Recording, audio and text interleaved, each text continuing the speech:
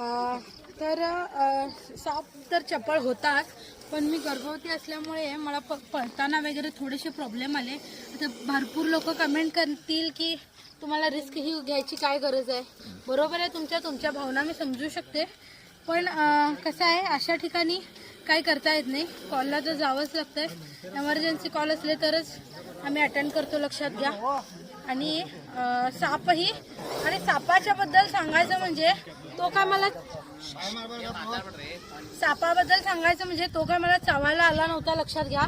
त्याला भरपूर जागा होती. इतका अतिशय रागीट साप असून सुद्धा तो पळायचा प्रयत्न करत होता, म्हणजे माझ्यापासून दूर जाण्याचा तो प्रयत्न करत होता, लक्षात घ्या. तो काय माझ्याकडे येऊन तो चावायला आला नाही. आणि म्हणजे सेफ जागा मिळेपर्यंत तो धूम ठोकून पळतच होता, लक्षात घ्या.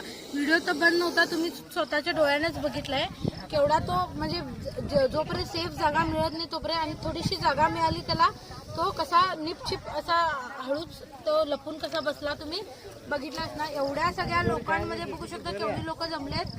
तो असा धूम टोकून पळत होता, कोणाला काय चावायला गेला नाही. ते इतकं सापाला घाबरायची गरज आहे का, हे तुम्ही विचार करायला पाहिजे, लक्षात घ्या. तर अंदाजे 3 वर्षाचा हा नाग आहे.